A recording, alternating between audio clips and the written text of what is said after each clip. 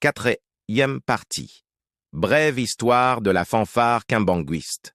La création de la fanfare kimbanguiste.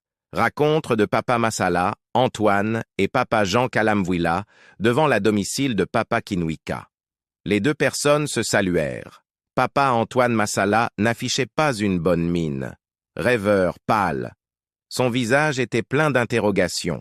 Ayant apparemment constaté cette attitude non attrayante, il n'a pu s'empêcher de l'interroger. Dans sa réponse controversée, Papa Massala dira qu'il était assailli par 1000 questions qui à la fois le tourmentaient moralement et le terrifiaient. Non satisfait de la réponse, Papa Kalamvouila multipliera ses interrogations pour obtenir plus d'éclaircissements de son interlocuteur.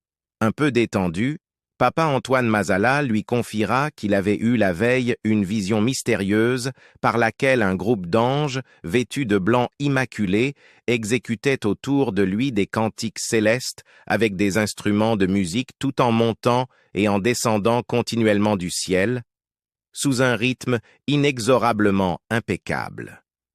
Cette vision pleine de signification pour lui ne devait pas le laisser indifférent pour lui avoir réellement fait penser à une mort prochaine, car jamais pareil phénomène ne s'était produit auparavant. Voilà qui traduit à la fois ma peur et mon inquiétude.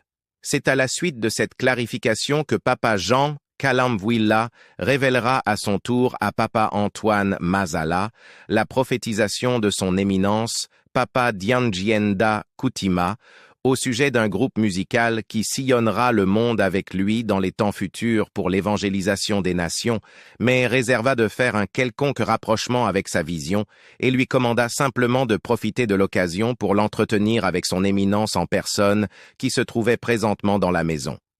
Aussitôt annoncé, il fut introduit dans la maison où son éminence Papa Diangienda Coutima écoutera très attentivement son récit émouvant à l'issue duquel, le tenant par la main, lui dira exactement ceci.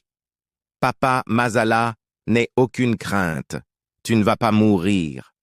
Cette vision n'est rien d'autre qu'une révélation du très haut Père céleste. Abonne-toi pour le prochain numéro. »